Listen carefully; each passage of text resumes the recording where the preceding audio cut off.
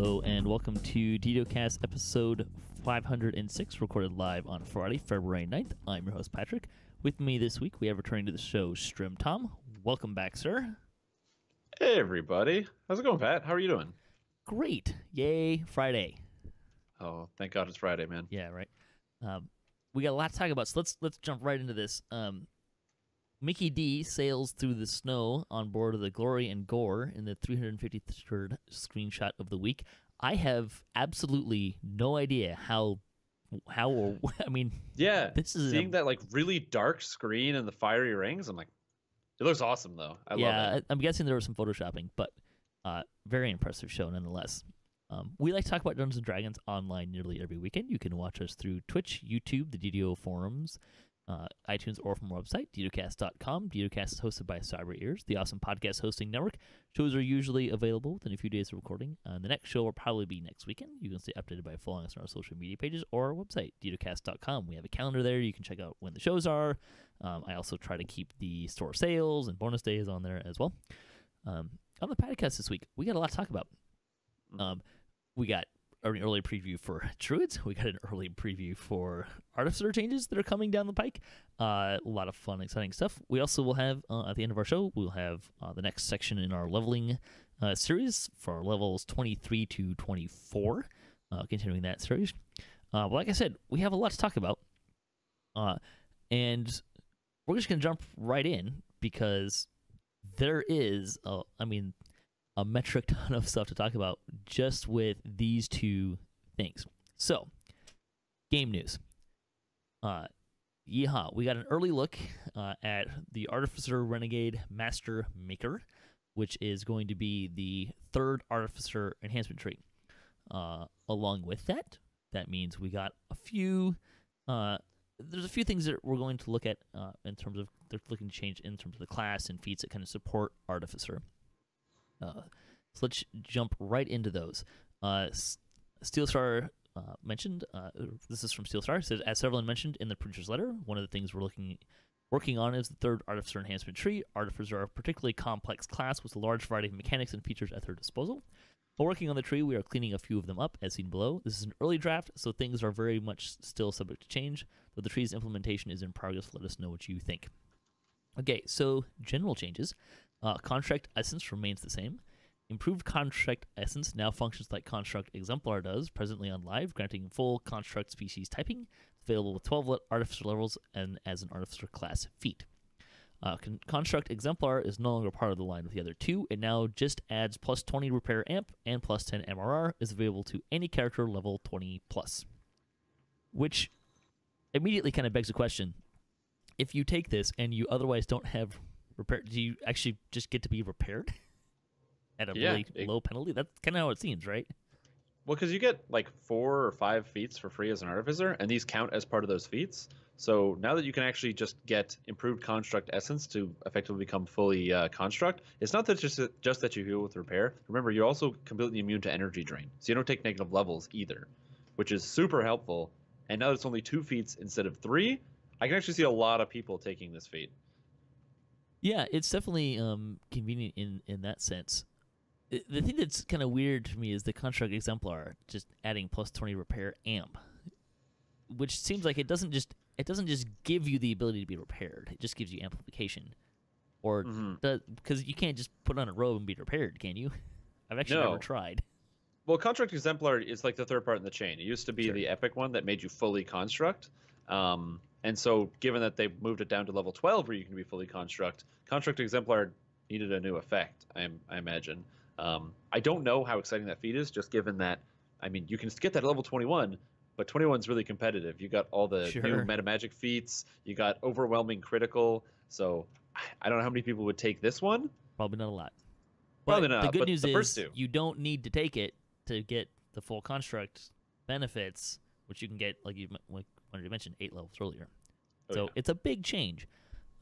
It probably makes that feat a lot less valuable because, as you said, at level 21, there's a lot of competition when you get into epic feats. Other stuff's changing. Combat expertise is added to the Artificer class feat list. Empower healing is now available to players with Artificer levels. You no longer lose hit points or spell points when your Iron Defender dies. Yes, this is also coming to Druid. Yeah. The kind of the theory behind that was they recognize that the AI for these things is not fantastic.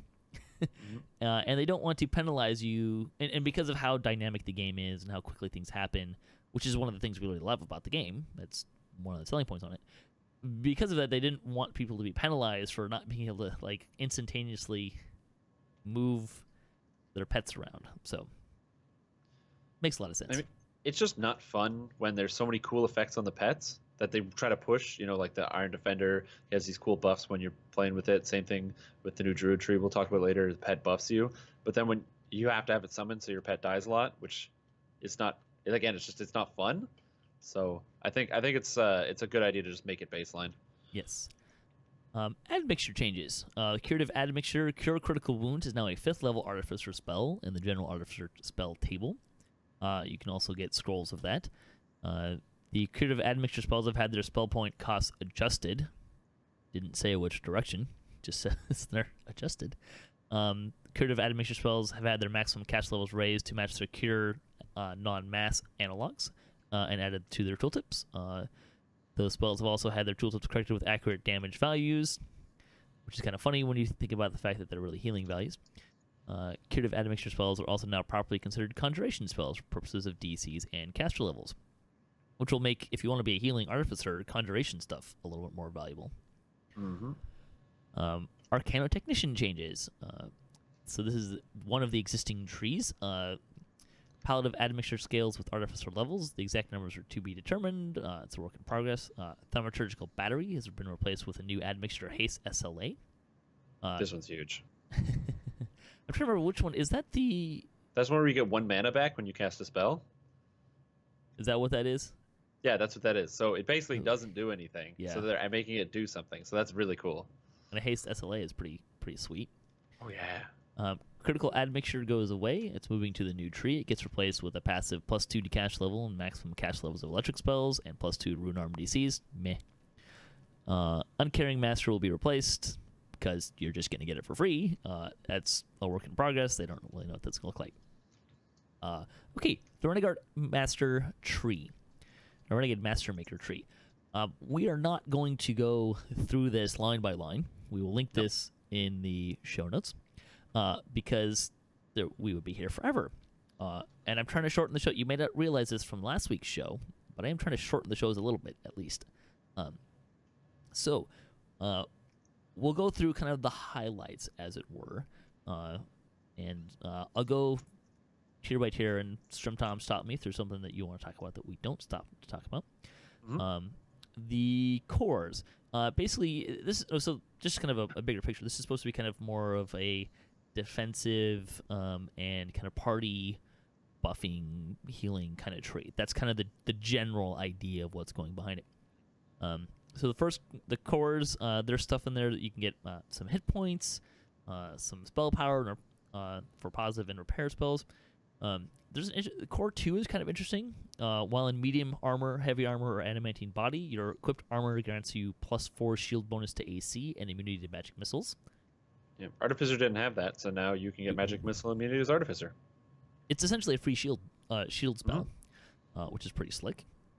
Although I don't think that's really game. It's not really that game breaking because you could find something to cast a spell with, but it is pretty nice.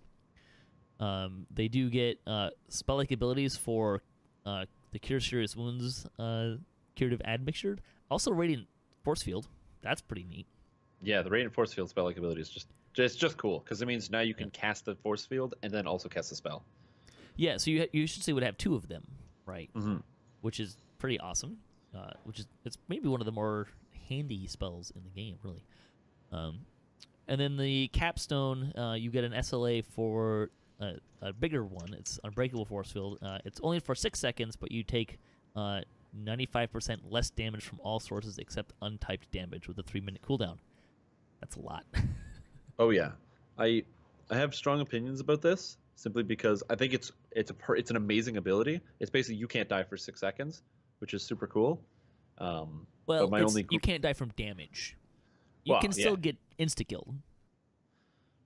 But let's just imagine a scenario where you're like prepared before a combat and you got your death wards and stuff, and you're not going to die from that.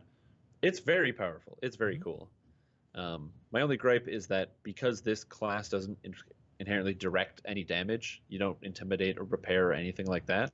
It's just raw healing and support.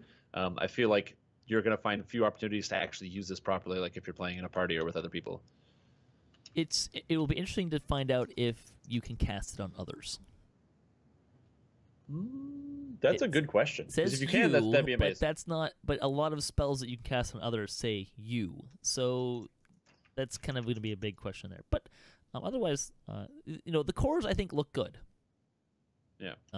Because if you take the full line, you're looking at getting 110 hit points, 30 repair amplification, another 2 Constitution, Intelligence, PR, MRR. I mean, there's a lot of stuff in there. So I think it's a pretty competitive tree. The first tier, you get Curative Admixture, Cure Light Wounds SLA, and Repair Light Damage SLA, and some toughness is in there. You can get some PRR for your medium or heavy or adamantine body armor. Tier 2, there's some repair and positive spell power, AC, armor max dex bonus stuff. You can get bonuses to maximum cast level for your admixtures, which is pretty nice. And then what is perhaps the most interesting addition to from all of this, Converter. You create a small device that floats near an ally. Target player, hireling, or druid wolf pet as a touch range takes 100% base healing from repair spells for the next 3 minutes or until the target dies. This overrides their innate base healing from repair spells for the duration. No, it's repair spells. You can still positively heal them, but... So it's kind of cool because you can just say, I am playing Warforged, and you have all your friends get together, you're all playing Warforged, and you're like, I'm going to be the Warforged healer, and you got that one friend that's like, I'm going to play Gnome. And you're like, I can't heal them. Now you can just convert them and make them be healable by repair spells, and then just go from there. So I think it's really cool, especially just giving you the option to be able to heal people in different parties. It just makes you more versatile. And note that this will work for Pale Masters. I didn't even think about that. That was a question that was answered, which is a pretty interesting application of it. But this is kind of it's just thematically a really interesting thing that you can do. We were talking about how it looks like Artificers can become very powerful in terms of healing, but both in positive and repair healing. But this gives you some more options, makes it really interesting. The reason why it doesn't call out the Iron Defender is because Iron Defenders already take 100% base healing from repair spells, so it's kind of a moot point. Doesn't really matter, yeah. Tier 3, and this is... So there's a Repair Moderate Damage SLA. Tier 4, you get a Reconstruct SLA. So they're adding a lot of SLAs in here. Reinforced Armor, which is a % bonus from armor or docents. That's something that we've seen in a lot of other trees as well. The one that... Why don't you talk about Conjure Component? Because this is one that you were kind of excited about. Yeah, I was really excited about this because if you've ever played as any type of ranged class, picking up arrows and bolts is the worst thing in the whole world. And Arcane Archer is super fun because as a ranger, you can just conjure it and you don't have to worry about it. You just always have arrows. And it's a great game mechanic. It makes it more fun to play. This idea here is that while you are playing Artificer, with this Conjure component, you don't have to worry about using any of your backpack space for potions or carry the appropriate potions for any admixture spells, remove disease, remove curse, any of them. You can just load them up and then cast them as though you had the components, which is just convenient. Instead of devoting a whole backpack space to every potion in the whole game, you just press this one button and bam, it's done. You just cast them whenever you want. Pretty nice. The other thing in this level is Warding Construct, which is you get saves, bonuses to saves and saving throws versus traps. Yeah, it's really unexciting. Tier 4 has more positive and repair spell power. So at this point, you could get plus 30 repair and positive spell power, which is nothing to laugh at. Reconstruct SLA, which we mentioned. Embed Component, which is you have to be either Contract Essence or Warforged. You get some up to 15 PRR and up to 6 Constitution, but you can no longer use Evasion, Druid Wild Shape Feats, or Primal's Avatar's Tree Form. At rank 3, in addition, you do not incur the attack bonus or spell point cost penalty for combat expertise. So did this get clarified? Because there is no spell point cost with combat expertise. It's a spell cooldown increase. I did It not ups the cooldown. see a clarification on that. My guess would be that that's what it was meant to be. Was to it doesn't To offset the spell penalty, I guess. My sense is that really what it's doing is just making it so that you can just use combat expertise for free without those penalties. Yeah, kind of what I inferred. But it is, really nice. I have a feeling this will be a very popular thing.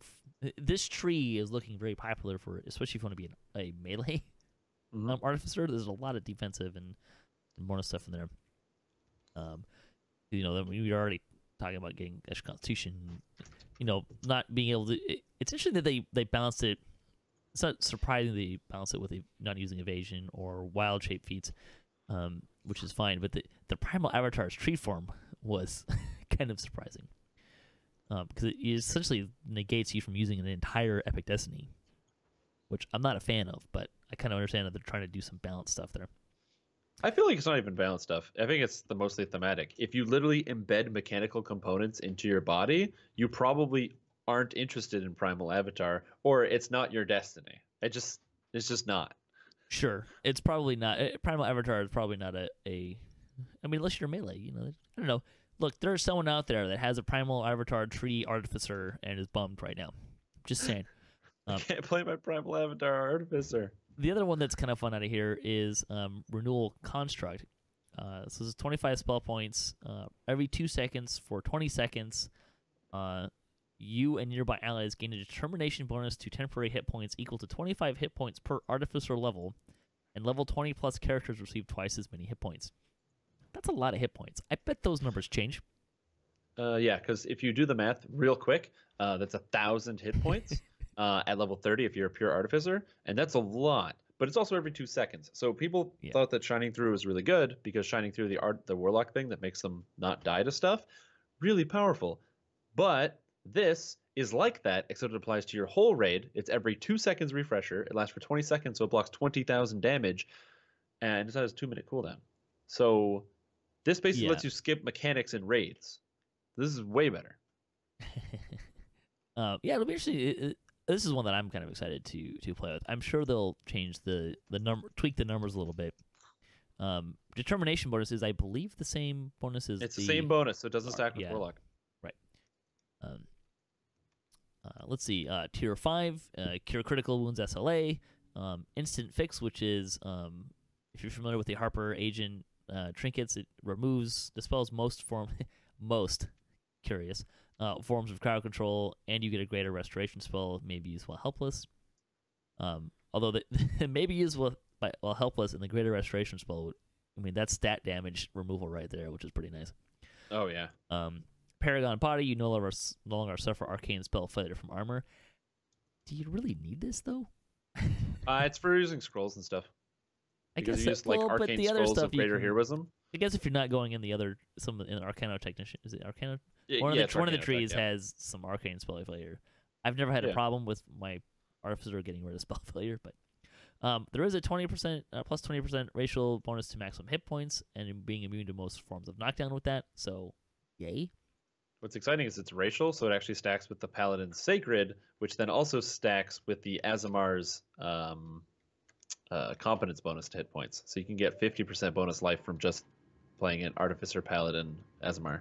I want to see that tank. That'll be awesome. Regeneration Construct. You're surrounded by arcane energy capable of repairing damage and breaking down constructed materials. Allies equal to your Artificer level are repaired for 1 hit point per 3 Artificer levels as long as they are near you. And you can do rust damage as well. It's a repair analog to the positive energy aura. Yep, it's just repair positive energy aura, which is needed. Yeah, I just can see it now, right? There's going to be some more Warforged parties. You could do some fun stuff with a lot of this stuff. Warforged parties, man. Warforged guilds are coming out. Yeah, right. But there's a lot of it's a really nice tree. And the thing that really jumps out to me on that is there's a lot of stuff in here that is very compelling, which makes it very difficult to choose. At least for me, Battle Engineer is kind of the one that I tend to be in. So there's going to be a lot of looking between Battle Engineer and that of which of these do I want to be tier 5 in. There's some compelling stuff here. I can definitely tell you that Arcano Technician is not going to get a lot of love from me. I'm kind of the mindset that for this tree, you're either going to go all in, you're going to be like, okay, I am a healer now, and I'm a support, and this is what I'm doing, or you're going to go a little bit to get that reconstruct, because it's so good, and to get the renewal construct, and then just be whatever you are, whether it's an Arcano Tech or a Battle Engineer. I think it'll be pretty popular. We were talking before the show, the numbers things are easy to tweak. This is... So I wouldn't focus too much on, oh my gosh, these numbers are too weak, or oh my gosh, these numbers are insanely too high. Look, numbers are easy to change. Mechanics are not. Right? So that's really what we're going to... This is a lot about mechanics and stuff. And same with druids, too. Some questions. What about fixes to Arctic pets? They hope to make large-scale adjustments to Artificer and Druid dogs in the future, but that's a large-scale project and not part of this pass. What about changes to Battle Engineer? Battle Engineer just got updates, and we're of the mind that they'd be in pretty good shape. If they could survive long enough to make use of their skills and weapons, this tree ought to help with that. There's a distinct lack of battle fists here. Yes, that's true. They looked at a number of options, but in a system where we already have rune arms and 40 distinct kinds of weapons, along with ranged combat being a big element of Artificer, battle fists didn't quite fit in a way they were happy with. They ultimately focused on the self-forged and other making elements of the classic Renegade Master Maker instead. Battle fists could still show up elsewhere in the future. Epic Destinies. Oh, that's right. Does Converter work on yourself, and how does it work on allies? We're still working on this one, but tentatively, it cannot be cast on yourself. It can be cast on other players, hirelings, and wolf pets, as long as those things aren't constructs anyways. It wouldn't do anything if they were. For things in that category without construct essence, it boosts their base repair healing 200% during the duration. If it can be repaired, it just brings it up to 100%. Repair amplification should influence the repair healing taken by people with a converter effect. It does not affect passive healing at all, and there should be a little floating object in allies who have the buff, a visual indicator that they can be repaired. So there you go. Now, there's also a question about Flame Turret. There's a lot of large-scale changes they'd like to do with that cool spell, but most of them are of larger scope than they can fit into this pass. They'll take a look at some small things that might fit in the short term. There you go. Artificers. Boil it down for us, sir. The Artificers? Yeah. Basically, they got a sweet new tree that gives you a lot of healing options and a ton of defensive options for very little investment. It kind of the things that the Artificers were lacking the most was being able to stay alive in combat, specifically melee. It doesn't solve the one problem the Artificers have, which is crowd control. That's something that you can't get away from, so you will need to either have allies for that. But outside of that, they just pretty much solved all the weaknesses and gave them an entirely new role in the party. I think it's going to be a lot of fun. I'm excited to see that regeneration construct and Warforged guilds. It's going to be great when they all start out. You going to start one? I already have one. Oh, there you go. Please join Robots for Hire on Argonesson. Good name. Yeah, I think it'll be a lot of fun. It's a really compelling tree. I think it fits very nicely into what they already have. So I'm really looking forward to kind of splashing or seeing how deep into it I go. I don't remember Battle Engineer off the top of my head enough to kind of say definitely where I'm going to go. But yeah, there's some really nice stuff in here, really compelling. It looks awesome. Oh, yeah. I'm really excited. Basically, I can't wait to just play a pure healer with this. I think it's going to be awesome. Yeah, it's going to make them a much more compelling class for sure. Druid changes, shall we? Yes, sir. Kind of do the same thing when we get to the trees. Although we have to go. There's 3. They're changing a lot of druid stuff. This is a major revamp. I would liken it to, if you're familiar with the concept of historical buildings. I'm not sure how much that applies to places outside the U.S., but there's this idea that a historical building, you can't change the facade, but you can basically remodel anything inside of it. That's what this is going to feel like. The facade is there, but they're pretty much going really hardcore into the guts and remodeling stuff. So, general changes. Animal forms will now use the stats of a player's main hand weapon for melee attack purposes such as base damage, critical multiplier, critical range, all enhancements, material traits, etc. procs. The issue with power level of certain effects not scaling will be resolved by this as well. So the hand wavy lore explanation is the weapon is used as the magical source to enchant and create the properties of the claw or tooth of the druid. It's magic, so it works that way. Yeah, good explanation. The design explanation is they want druid's melee attack progression to scale with loot normally, so the druid's melee attack progression is easier to balance going forward. Thank you. The primal avatar will be given some kind of damage boost to maintain its hard-hitting style with this change. It will also get cleave animations to fix the bug with cleave attacks caused by lack of animations. Existing combat style bugs are being fixed. This is probably the most controversial part of the whole thing. No combat style specific bonuses will function while in animal forms aside from natural fighting. Any bonuses native to the form, no dual wielding, glancing blows, or single weapon attack speed. Using a two-handed weapon still grants the 1.5 damage from your modifying stat and power attack feat adjustments in animal form as well for its additional bonuses. Attacks that require a specific weapon to be held in your hand will still not work in animal form because you don't have hands. So, the big thing here is they're taking away combat style bonuses, which they've actually said numerous times is a bug, but they've left him in there because it was essentially what was keeping them competitive until that they could actually get in here and do some work on the trees. I think this is in there later, but let's address it now. Yeah. And why don't you go first? I was going to say, so the best way I can describe these changes is that if you currently don't understand how the animal form attacks work, don't be ashamed. Nobody does. I don't even think many people that work for the company understand because it's very confusing. It's this weird combination of unarmed fighting with weapon integration and this is not a jab at anybody. It's insanely confusing. And now you just equip a weapon and the stats of a weapon is what you use to hit stuff. It's consistent. It's easy to understand. At the very least, it's going to be a better system overall. Combat style bugs being fixed or not, again, this is kind of like a way that they can kind of just get the mechanics to work and then deal with the numbers later. So overall, I think it's going to be a very positive change. And so but like I said, the biggest thing is that it's just all about making it easy to understand so that you as a new player know exactly like, oh, my weapon says this stat, that means this is how much damage I'm going to do, as opposed to having your inventory panel telling you what the stats are, and then your character panel telling you some stats, and then realistically the true answer is hidden off camera and you don't know what you actually do. Yeah, the way I read this is that the improved critical feats will be whichever weapon you are actually using. Yeah. Which I think will be a lot more clear than the current take improved critical bludgeoning because it's like unarmed weapons. So I like that they're kind of changing that. Again, going back to what I said a few minutes ago, the big thing here is don't freak out about the numbers. They have to fix the mechanics and the bugs and get everything working correctly in order to balance it. If these bugs exist and they're not supposed to, you can't balance around that, or it makes it hard to balance around that. So this gives them more control over what they can and can't do.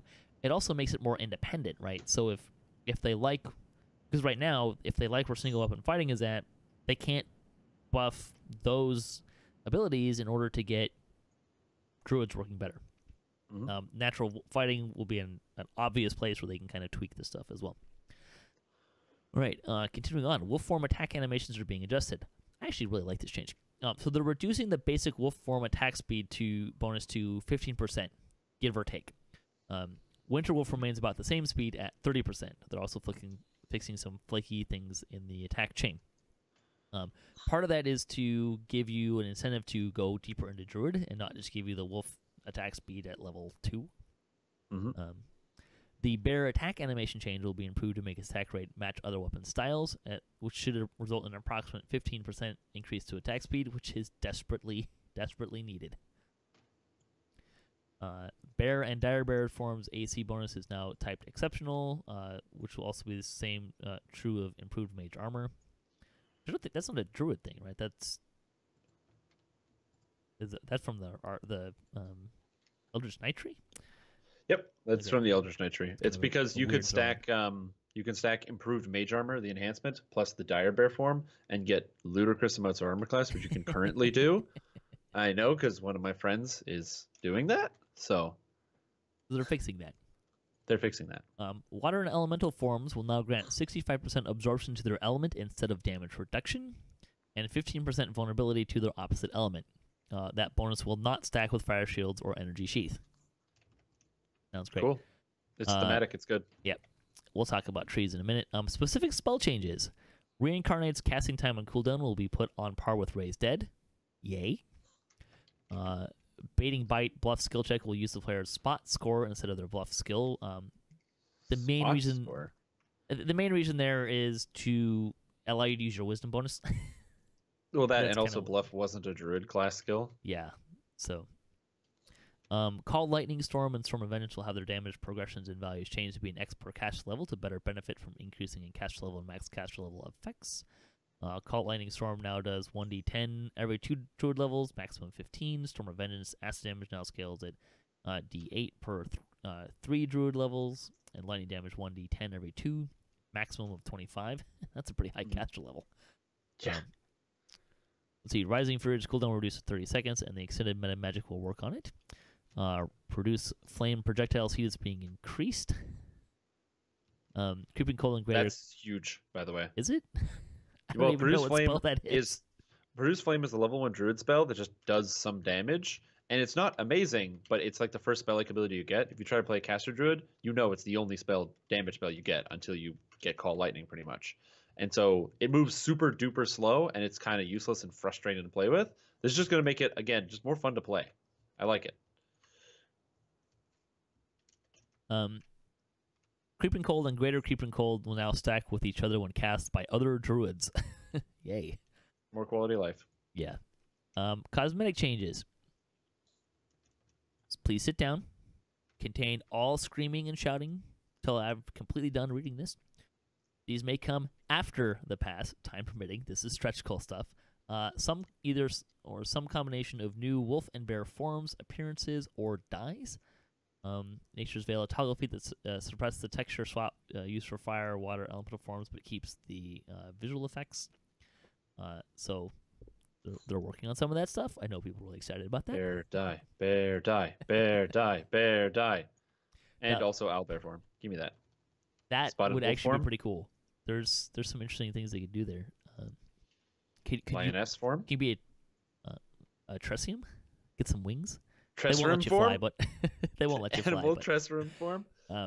Anyways, now that you're done jumping up and down, we already talked about they're going to remove the death penalty. All right. And that's going to be a separate pass. Again, it's not happening with this. It's more work. Okay. Trees. They're essentially re-gutting 2 of the 3 trees. Or we're getting a 3rd tree for 1. So again, we're going to go through this kind of at a high level. We're not going to go kind of like we just did with Artificers. Nature's Warriors. So this is kind of more of the, quote, wolf tree, but it's not unique to that. You get some sneak attack damage from the cores in wolf form. So it reduces the cores now reduce your spellcasting time in animal form. This is actually in both the quote wolf and bear tree. They don't stack with each other. Howling at core 5, Howling Frost. Casting Howl of Terror now grants you Winter Hunt for 10 seconds, which grants plus 10 double strike and 25% bonus to spell crit and 50% to spell critical damage to all cold spells, which can only happen once every 30 seconds. That's kind of crazy. Oh yeah. It's very cool. I think that kind of actually working with the cold and making it so that, like, Winter Wolf is like the thing you want to do, and the ice spells, I think it's a great idea.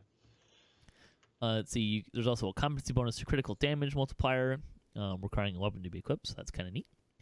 The capstone is strength and wisdom, and double strike and physical resistance. Let's see. Tier 1. Let's see. There's some increases to DCs for trips, some skill stuff. Nothing really crazy in there. No, not really. There's a let's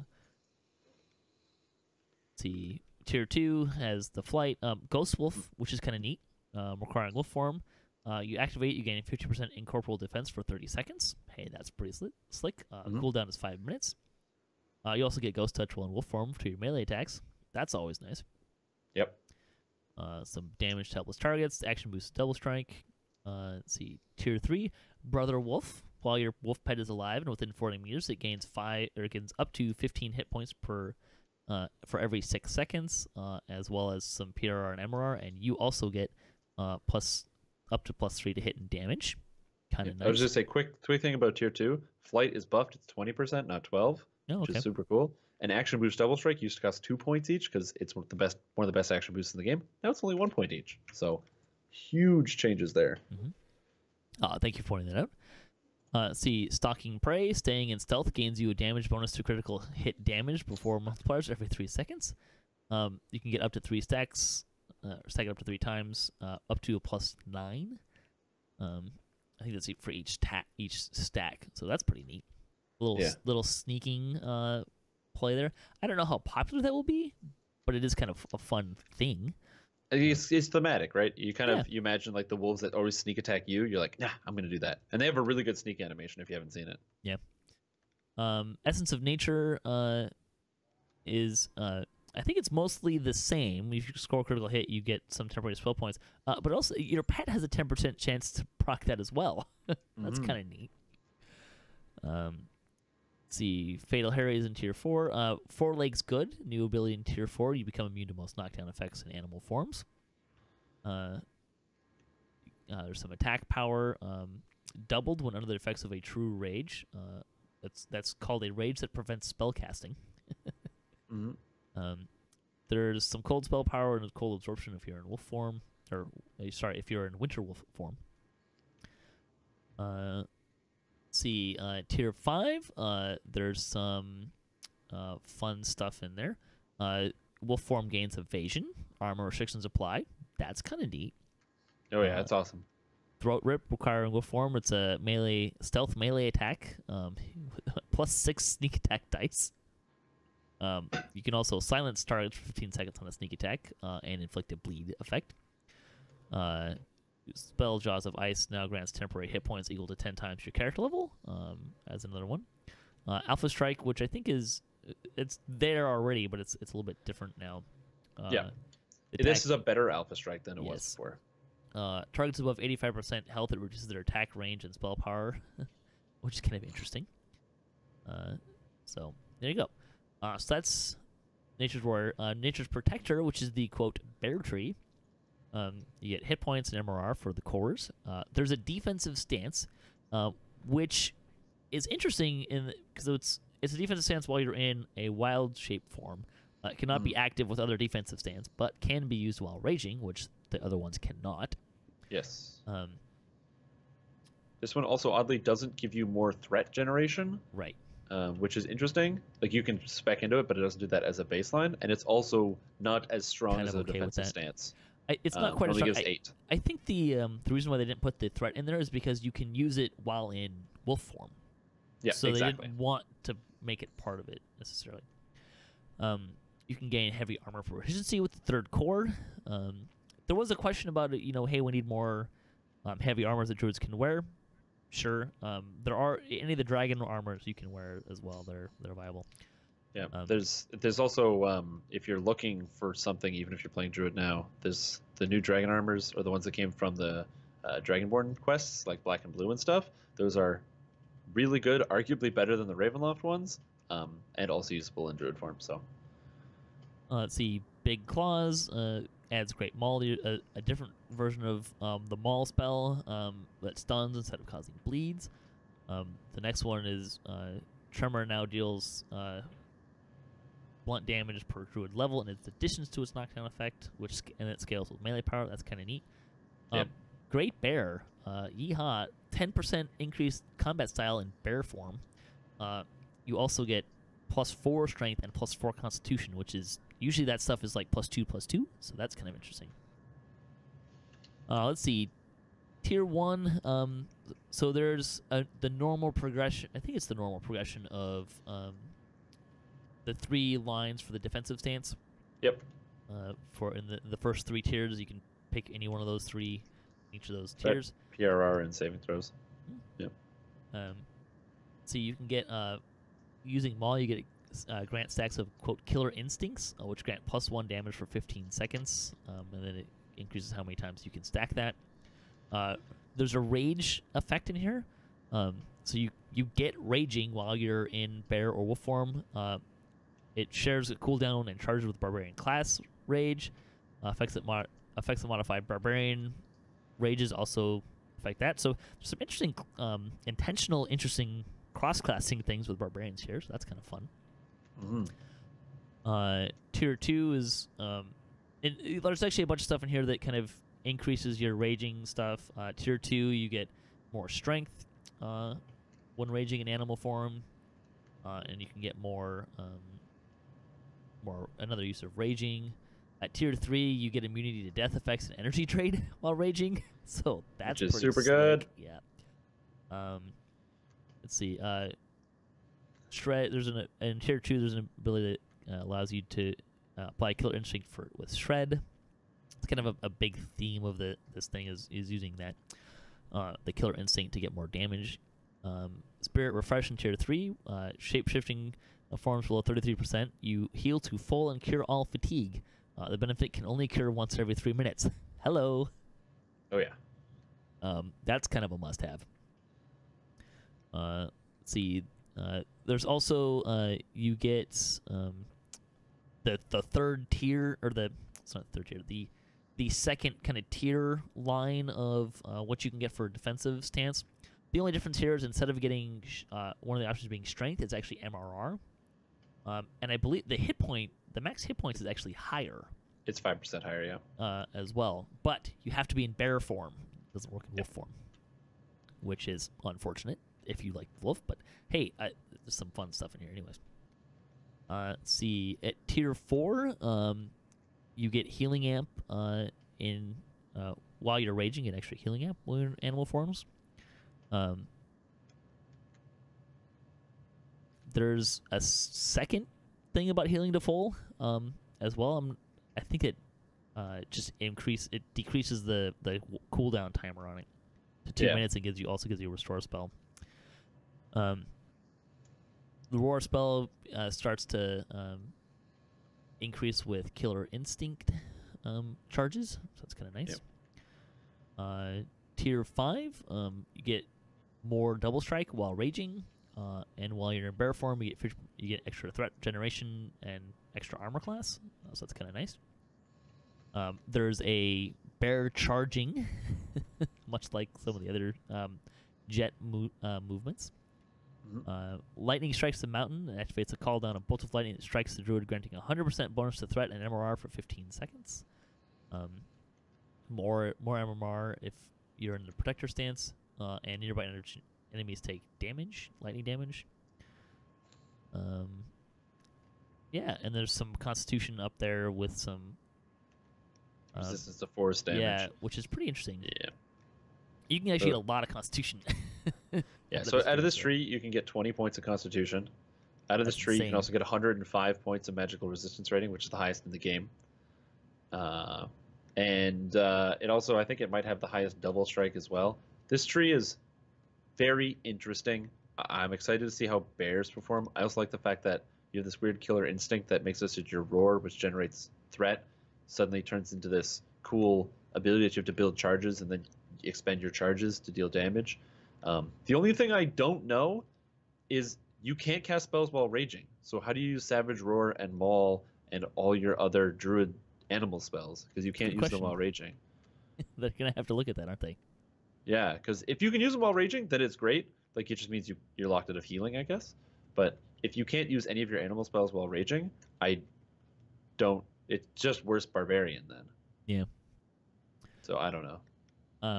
Seasoned Heraldry didn't change a whole lot. The main thing is when the cores, if you're in fire elemental or water elemental forms, you go into the appropriate quote season and stay there. So that's kind of nice. Yeah, you basically just get to pick your season. Stuff costs less. The capstone's good, and they get shining through at tier 5. Yeah. That's about it. There we go. Done. Okay, great. We'll move on from there because we're already getting kind of long here. Yeah. Bonus days for the week? Or let's go back to Druids. Big ideas. Sum it up for us. So with Druids, what they want to do is they wanted to make both Bear and Wolf have their own unique identities so that you can play as a Wolf who's more tactical, you can play as a Bear who's more tanky, or you can just play as both of them raging. And then also just, even though Caster Druids, if you actually play one, they're performing pretty well in high-end Reaper mode thanks to Earthquake and their high burst. So now they just feel better to play. Things cost less. The abilities, they just get more spell-like abilities you can choose from, more stats. And then, of course, just streamlining it so animal forms just make sense. You can read what your items do. I think it's just a whole bunch of quality of life that's really needed for probably the least served class in the game. Like, if you think DDO is dead, you have no idea how dead Druid is by comparison. Druid's way more dead than DDO.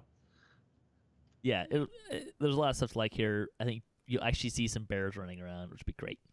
Mm-hmm. Bonus days, double commendations of Valor through the weekend. The store sales for the week, Adventure in Advance, 20% off of select adventure packs and Quest XP elixirs. The coupon code is a greater crafting experience elixir with the coupon code CRAFT. All right, community news. See, the 270th Chronicle. See, if you're looking for a primer on White Plume Mountain, DDO Players News has you covered, so you can read about that. Brock and Friends brings a new roleplay-focused live stream to DDO stream every Friday night. See, the guild for the week, Wolfsbane Clan, is a small level 121 guild that would like to grow their ranks. It's a family-style guild looking for new and experienced players. They neglected to say what server it's on. Oops. Yeah, you gotta just join until you find somebody. Just contact Dundeal. He's there. So just go on the game, search his name. Yeah, there you go. Or Rusty Hill. See, the comment for the week. What is the best thing in D&D that uses a D12? Great axes? Barbarian hit points. Ooh, that's a good one. Trying to think of what uses a D12, right? Let's see. Fansite news. We got a shout out for our looking at the producer's letter in our episode last week, talking levels 21 and 22. Damsels of DDO went to Stormcleave. DDO Players News cheats at Monopoly. Shame on them. Shamus Grobo moving his Wednesday DDO live stream to after the weekly Wednesday live stream. Strimtom has the worst build ever? ? You want to explain that briefly? So, as it turns out, when the hand wrap changes went through, hand wraps became weapons, with the exotic weapon proficiency automatically being given to you if you play as a monk. Well, you can just take that as a feat. So I decided to know what exactly that's like. So I rolled up a barbarian, and I'm calling it the Brawler because I'm using hand wraps and exotic weapon proficiency. It's absolutely awful. It's probably the worst build I've ever tried to do for two reasons. One, equipping any weapons is better no matter what the weapons are.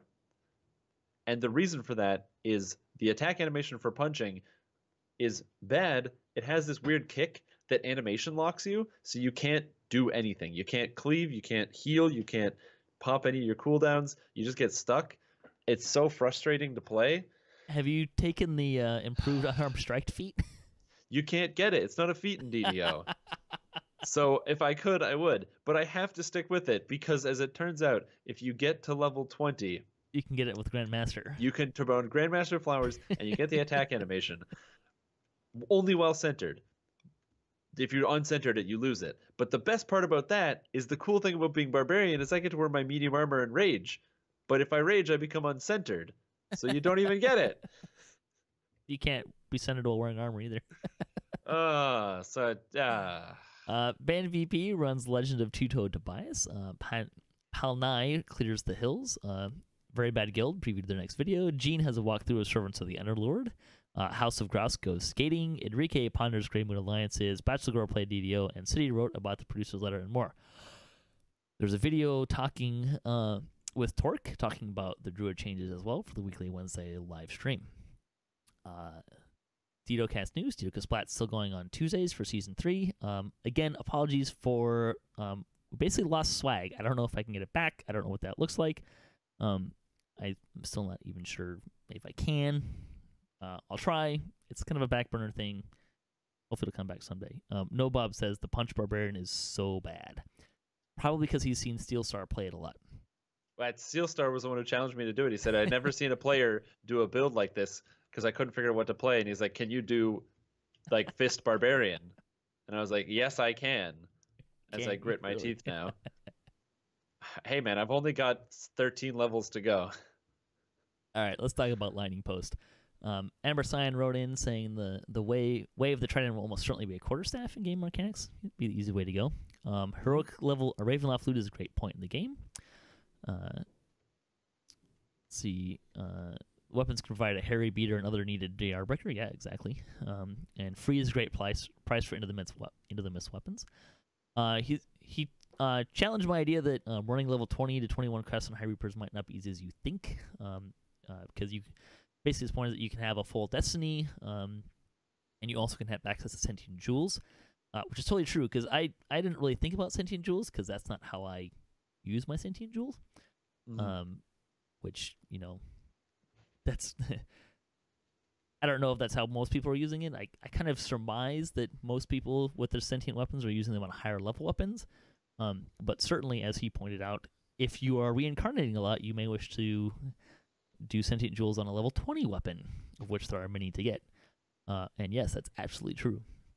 Well, the thing about it is that to swap out your filigrees or just to move it onto a lower level item, you need the toolkits. And you get like 10 for 150 DDO points. So if you're willing to shell out your DDO points, you can easily just go like, okay, reincarnate, and then just destroy stuff with prowess or something. Yeah, absolutely.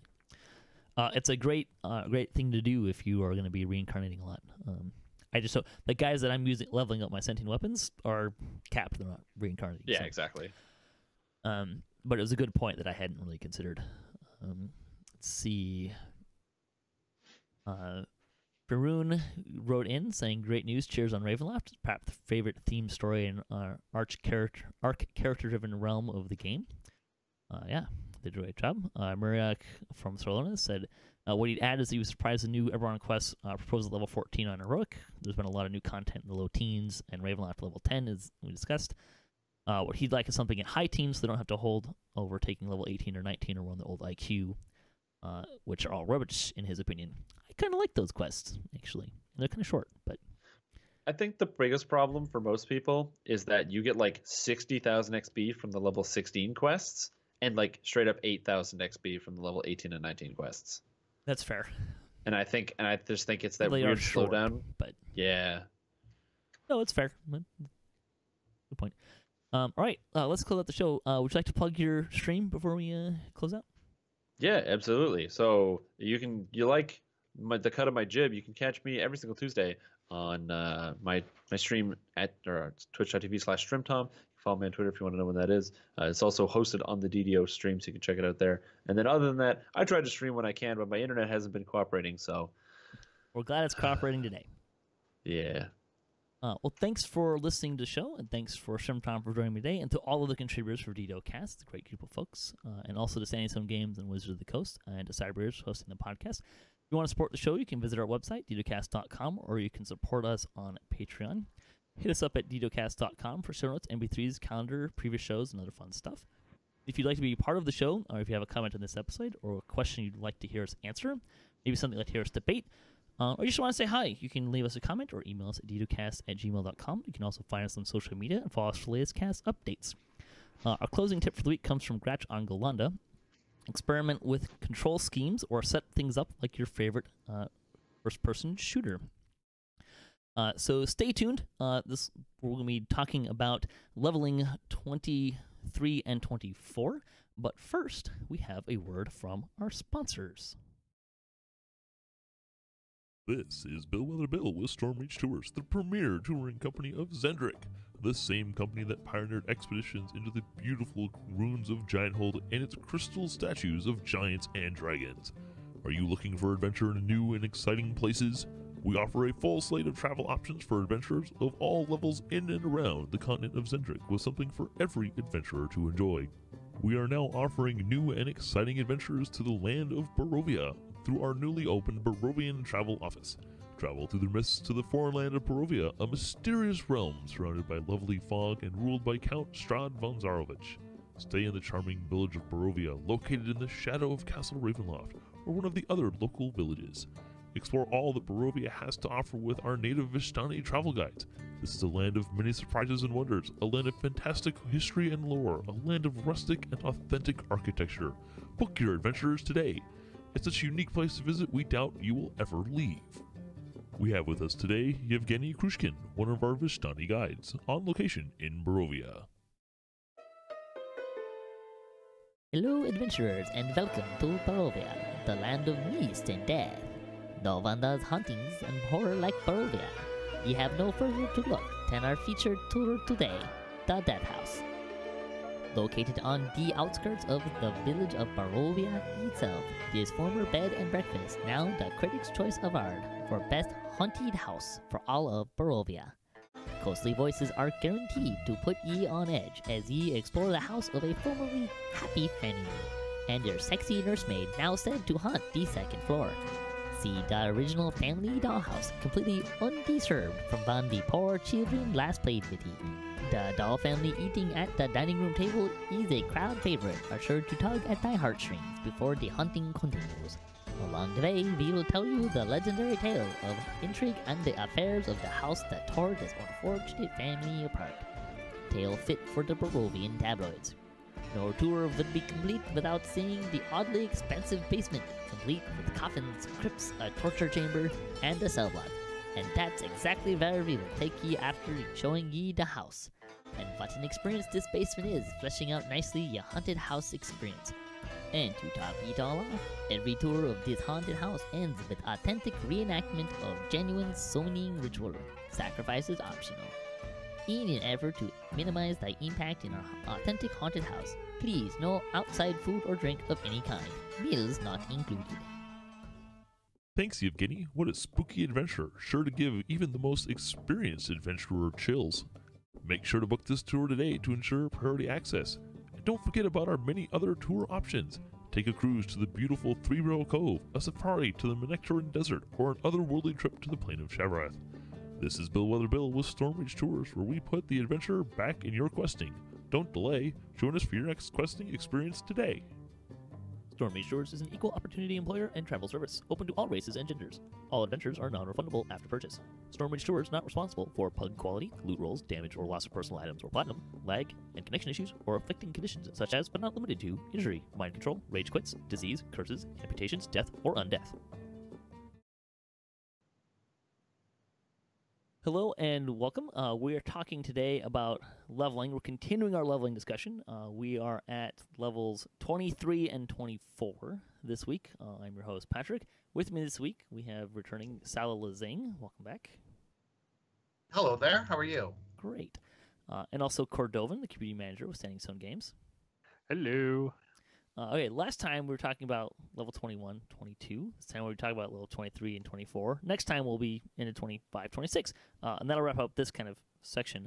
By the way, if you're late to the party with what we're doing with DDOCast now, is I'm actually recording these shows a little differently now. So we're recording the topical roundtable discussions kind of in a large group. That's why if you're watching us now we're in the same clothes we were last week. It's because we're actually recording this at the same time. It just saves it. The hope is to kind of give more time and more due time to our various discussion topics and the news at the same time, and kind of also help save us some time as well because we're not recording quite as much content. But you still get a weekly podcast with news and all that fun stuff. And because you, me, and Salalazing are on the show, you're going to have lots to talk about because we go on. I'm a big talker. I don't know what it is. The good news is there's few requests this time to talk about. So let's jump right in, right? Because level 23, there's not much. You basically have two choices with level 23 quests.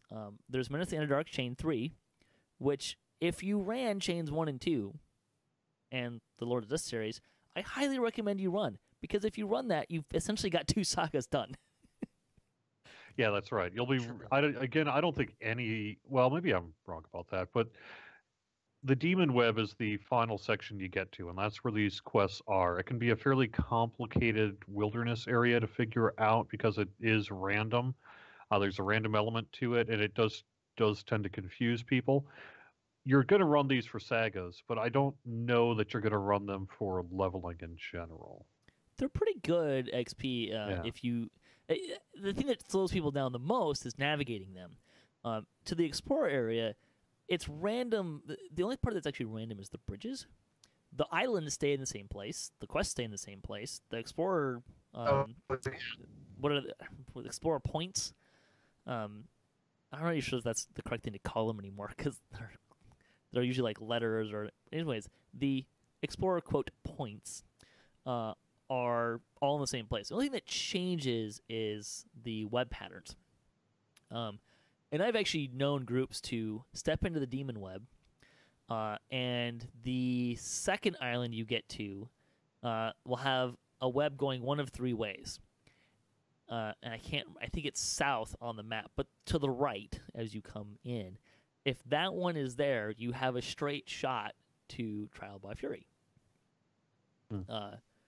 Not to be confused with Trial by Fire, which we'll talk about later. If you see someone put TBF in the LFM, they're probably talking about Trial by Fire, not Trial by Fury. But in any case, if that's true, you can. So I've actually seen groups go into that point. Nope, wrong bridge. Recall, reset, try again. It's going to be a trick way to get to Trial by Fury. Most groups will do Trial by Fury first. The Deal in the Demon, which would be the next quest in the chain anyways, is actually a straight shot east. It's always there.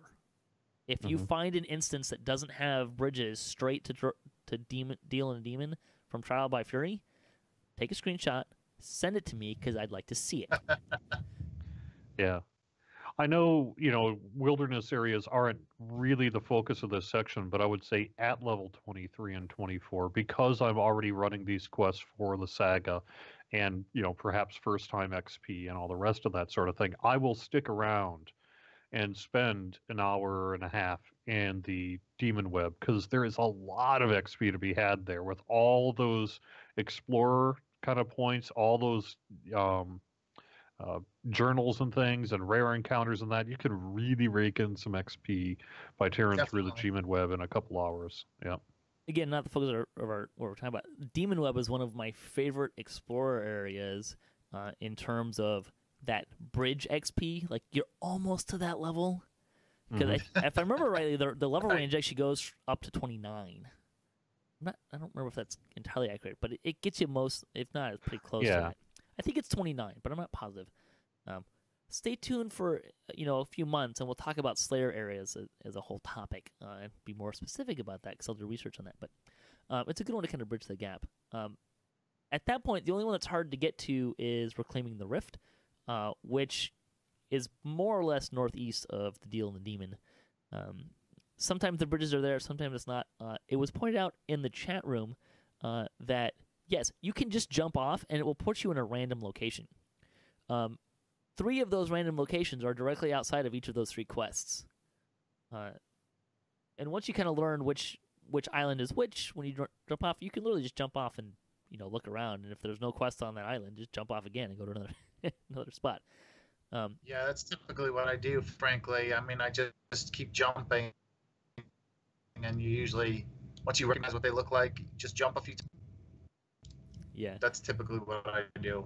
The thing to look out for is sometimes you can jump off and get ported back to the same spot you were. And if you jump off in the same spot, you'll just keep going back to the same spot. Exactly. So find yourself going in circles, try a different direction. Reclaiming the Rift is probably Reclaiming the Rift is kind of another hold your ground area. And it can get a little overwhelming if you're not careful. Deal in the Demon is pretty straightforward. Trial by Fury... How do we talk about Trial by Fury? It's the longest of them. There's more of a maze going on, and it's difficult to navigate. There are, shall we say, shortcuts that may or may not be employed, and are sure to leave a new player behind. Oh, yeah.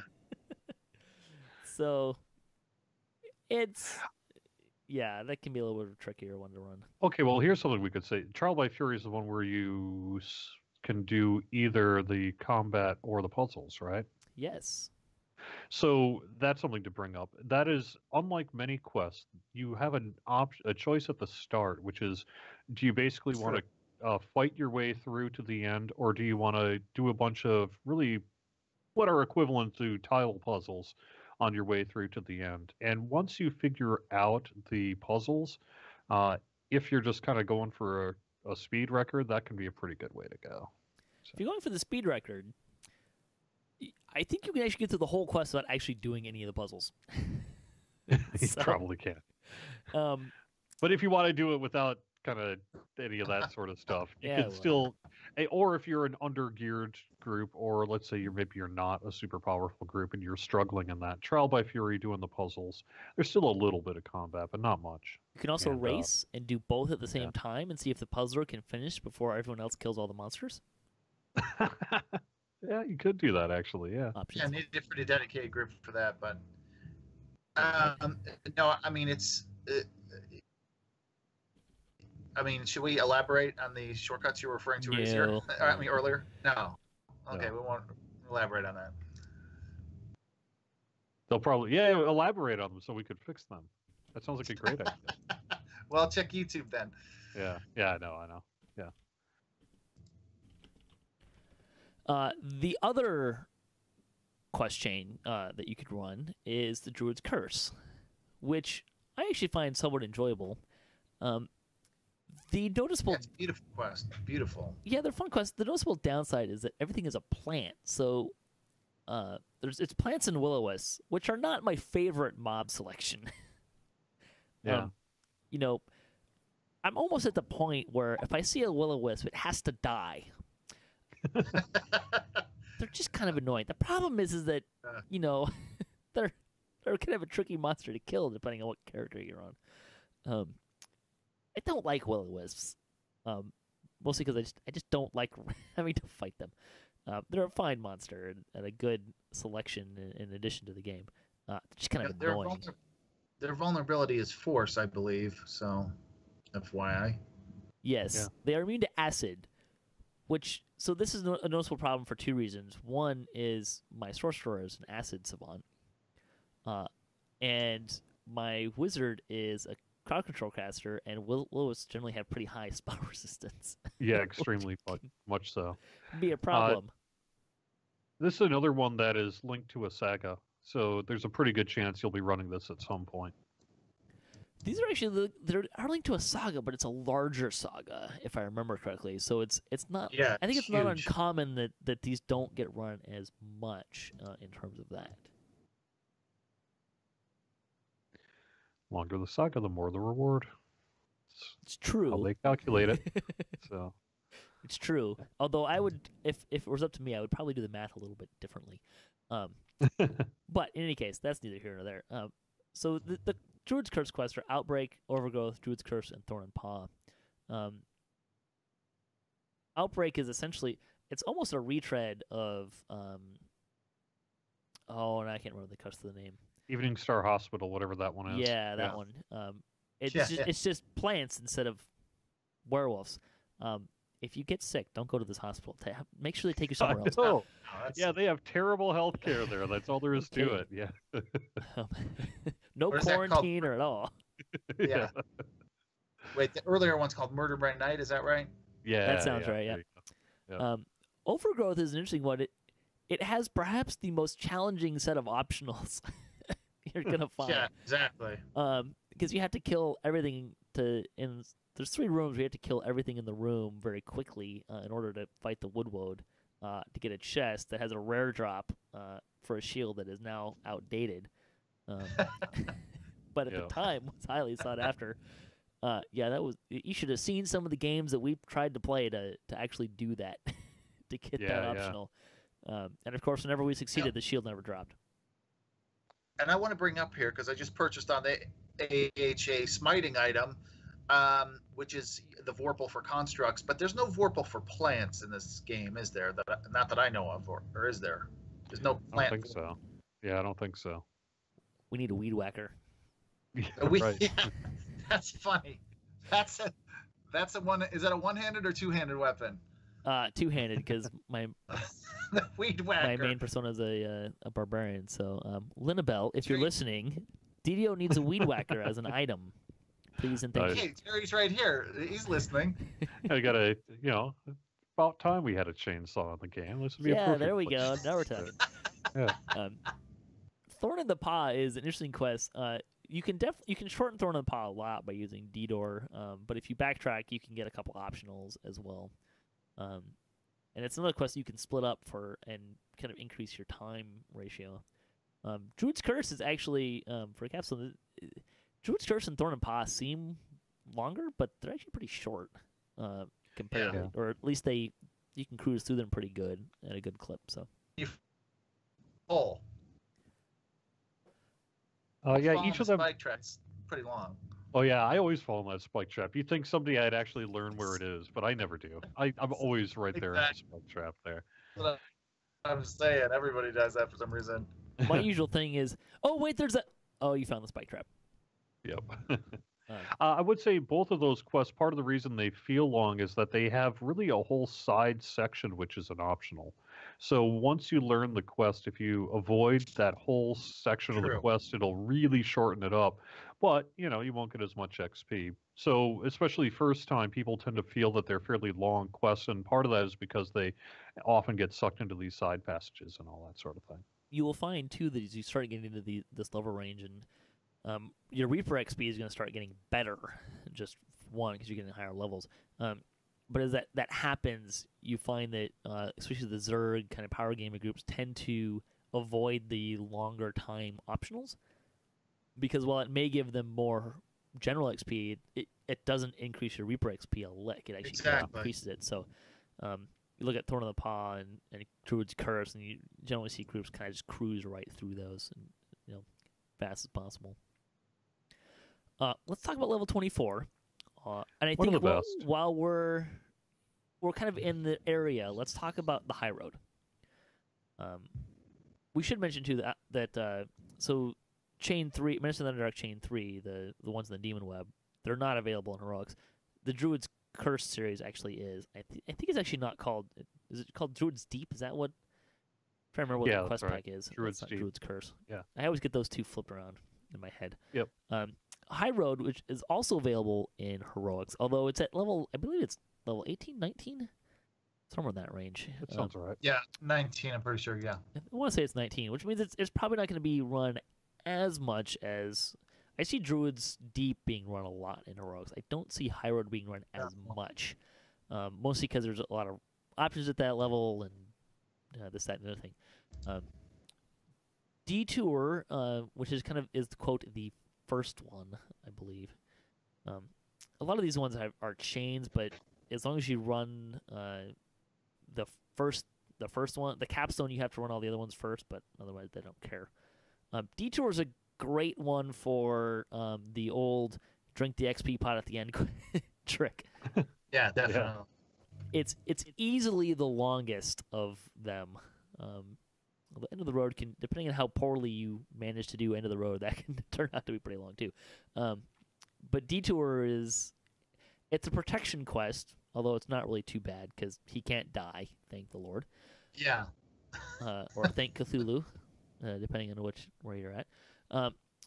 You do get more monsters if he gets damaged more. But it's just kind of a slog through a foresty area. It's not too slog-ish, but it's a long haul through a bunch of mobs and stuff like that. Rest Stop is some good chests though. Decent level of chests on that quest. There are optionals along the way. Yeah. I wouldn't call them. You've got to have your XP pot running worthy. If you got one running, then so be it. But Detour is the one that I like for save the XP pot kind of thing. Detour is good for mysterious remnants and that sort of thing too, because he has a lot of mobs, so you get a lot of champion chests in there. Yeah, absolutely. See, Rest Stop is a fun one. I recommend you do, if nothing else, go into the beginning of Rest Stop and wander around before you find any mobs, just because it's kind of a fun little area to do. That one's pretty short. It does have an optional to the side that I see a lot of groups skipping these days. I'm not familiar with that. In the beginning, the there's gargoyle one. The gargoyle at the top of the tower. And done it. Yeah, Never- there you go. Never done that side quest. Done that one many times, but never. After you fight the first group of mobs, instead of turning right and then going into the circle, keep going straight, and then there's a tower that you can climb. Oh, did not know that. Yeah, rest stop is one that I see some people kind of. There's a lot of. I see people even run by the talk to everyone at the beginning optional, which is really not that bad. Yeah. Leave one person behind and go talk to everyone, and everyone else keeps going, and then they catch up pretty good. Also, the optionals with the staffs and stuff like that. But stay at the end is also a fun one, which has a lot of kind of storyline stuff going on. If you're the kind of person who likes to click through dialogue boxes really fast, read some and stay at the end. I'm telling you, it's a little more fun. And then Lost in the Swamp, talk about side quests. Yeah, right. This is one of those ones. It's not quite to the extent of not good search and rescue. It's not quite that long, but the side quest is, and there's like 3 or 4 XP marks in the optional section, but it's not. Most groups I see skip that just because it's definitely the XP. It's not that the XP isn't worth it per se, but especially if you're running it on Reaper, there's almost no point in doing it because you're going to lose a lot of time in terms of getting Reaper XP. It's more difficult, and frankly, most people aren't really interested in what the name loot in that chest, anyways. So maybe their sentient weapon is. Maybe, but I think I'll go find some easier stuff to get personally. But yeah, it's worth doing once, But yeah. And again, saga stuff. So Mhm. all these Evening Star sagas. If you are into sagas, I recommend. I mean, the guild I'm in runs them like crazy. Because you get into a pattern of doing it, and then you're getting that massive guild renown or XP from completing it. So I always torture my guild leader by saying, "Hey, look at this giant guild renown gem." It's like, "Oh, that's fantastic!" Yeah, I took the XP. That's great. The last one in that chain is End of the Road, which some groups I see, about half the groups I run this with, invis to the end, with varying degrees of success, and other groups just kind of kill everything. If you're invising to the end, you're probably only saving yourself about 3 minutes, to be honest. yeah, I don't recommend it, but that's just me. It's gotten a little bit harder to do that too. It's a Some of the hard mobs are better at finding that stuff. The end fight is a little bit more challenging. And as a complete side note, I did get to the end of that quest once, and the boss didn't really spawn correctly. And he was invisible, and you couldn't damage him, but he could damage you. That didn't go well. Yeah, it was pretty funny. It's funny looking back at it. It was kind of frustrating then, but yeah, there's some fun stuff going on in those quests as well. Anything else you guys want to say about those? Not really. I actually, when I was on Sarlona in Defense Guild, we ran the High Road quests a lot. I mean, just all the time, because once you get really good at them, they actually don't take that long for the most part. But it does involve a fair amount of quest knowledge to be able to do that. But once you do that, they really are pretty good for all sorts of things, Reaper XP, champion chests, mysterious remnants. I mean, all sorts of stuff. You can really tear through that. And it has one of the smallest wilderness areas as well, which again, we're not talking about wilderness areas, but it's worth keeping that one in mind as well. Another good tweener wilderness area. Yeah. Yeah, it definitely, that chain is not bad. If you got people that know what they're doing, you can pretty much fly through it, and it's certainly worth it from an XP and a break from the daily grind at this level. I mean, it's certainly worth running each life for sure, at least once. You can probably run Detour in about 20 to 30 minutes, and the other ones are all going to be about half of that. So the other ones are all pretty short. Detour is just a long run, and the guy. dragging the guy through, and there's lots of mobs. The other ones have fewer. They're just shorter quests, really. Yeah. All right. Before we get to the good stuff, which everyone in the chat is clamoring about, talking about Giant Hold, let's talk about Caught in the Web, which is not a leveling quest at all. No. It is a pretty good raid though. But I want to try to mention all the quests. But it's again, if you're in the right level range and you find a group that's running it and you're off an XP pot, drink an XP pot at the end. But like most raids, it's not very good in terms of XP. Although that one, I think the XP is not bad for the time, especially today, because you can get through that pretty quick. It's also convenient in that you can join Caught in the Web at any point in the raid, even if it's almost done, and hop in and get some chests. So that's true. Yeah. One of the. Do you know why that is, Jerry? It's very abnormal for a raid. Yeah. Yeah. No, I don't know why that is. To be honest, it's just sort of the way it. Someone forgot to put a lockout mechanic in. Yeah. Yeah. Yeah. Yeah. All right. Let's talk about Giant Hold, which is at this range probably the bread and butter of what you're going to run. Giant Hold. Yeah. If you don't have the Giant Hold pack, this is probably Giant Hold is probably like number one pack I would tell a new player to get. Yeah. Because it's two level ranges that don't have a lot of free content, and it's a lot of I mean, it's the same quest retread in Epic, but that's true of any quest, any Epic quest really. And they're great. They're still great quests. They've been out for how long? A long time, right? 10 years at least. Because this was level cap. This was level cap bump to 14, which was a long time. I think that was around the first anniversary. I want to say so. And they're still fun to run. They're all very different. Rogues, bring a rogue if you can.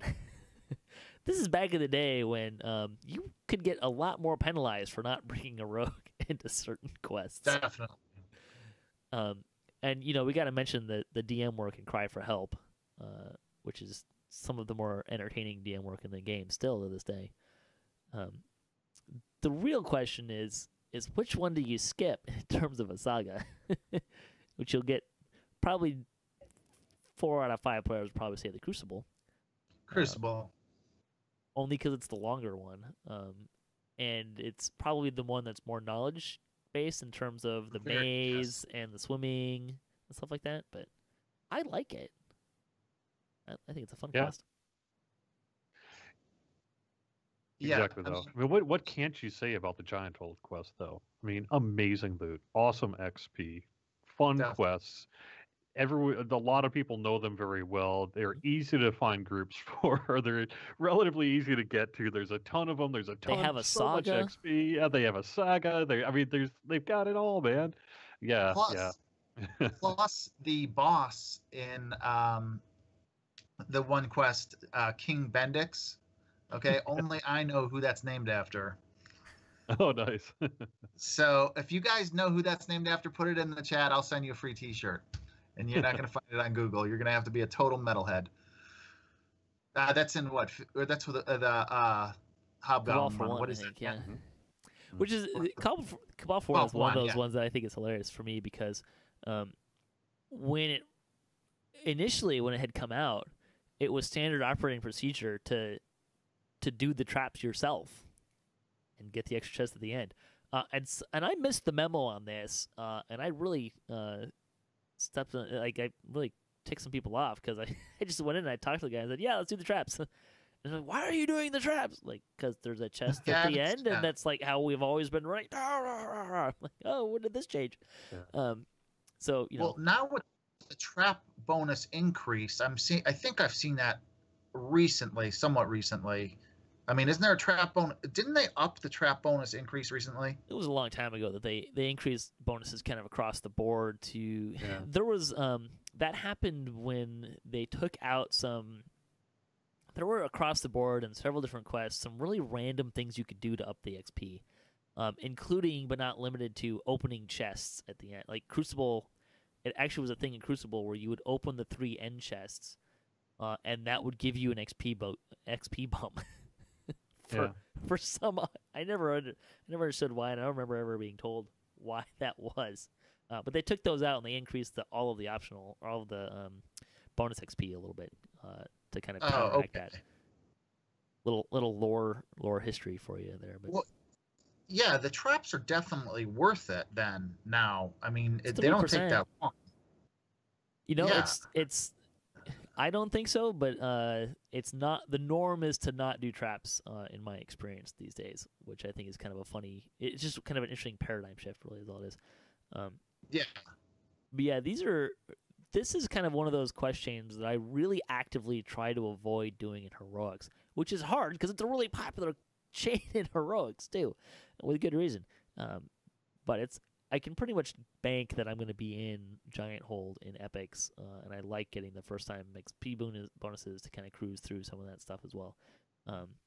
Man, you're not doing those in heroics? That's crazy. Crazy. I know. I always run those quests. Well, in fairness, the last several lives I've done have been iconics, so I've kind of already been just beyond them anyways. So. Okay, sure. But yeah. And there's plenty of quests to run. I think there's more quests to run at those levels than there are to run when you get up to level 24, personally. That's just well, now with Ravenloft, I mean, a lot of these quests we've been talking about over the show and the previous show, you can save them because your low-level Ravenloft pretty much gives you the XP boosts at those levels now. So you can save a lot of these quests we've been talking about for epics and get that huge epic boost for the XP. I saved the Ravenloft ones too, but that's just me. Although, again, I actually haven't run a character through that level range since Ravenloft came out anyways, so it hasn't been a problem. Anyways, anything else you guys want to say about any of the quests, specifically about Giant Hold? Oh, not really. If you're going to do the XP pot at the end, save not drinking an XP pot till the end of the quest, Crucible and Madstone Crater are probably the two out of here. Madstone does have a couple optionals that are pretty nice, but they're comparative to the time. The first two of them, you may not clearing the entry field and killing a certain number of things. Probably not. If you don't have to, it's probably not worth drinking an XP pot at the beginning of the quest to get those. If you're clever, you can actually not kill the entry field until you come back to at the end, kill the skeleton, drink an XP pot, kill the skeletons, and then kill the stuff on the outside. Yeah, you don't have to kill them right at the beginning. The skeleton optional in Madstone is definitely worth it. The 3 skeleton bosses are certainly worth that optional. It depends on how many skulls you're running, I suppose. They can get tough, no question about it. You have to be a good undead beater, don't get me wrong, but usually it's worth it. It's worth noting that stuff in Giant Hold tends to hit harder than most other places that are comparative to level ranges. Mostly because there's a lot of giants in there, but it's stuff to think about. So. Right, I've noticed, though, just on that note, just pretty low on most giants in Giant Hold. I mean, if you're a caster, you can usually whack those guys with the insta-kill pretty easily. Yeah. Noticed, especially since it's older content now, you have newer gear. FOD and Circle of Death, the bread and butter, and PK, good stuff in there.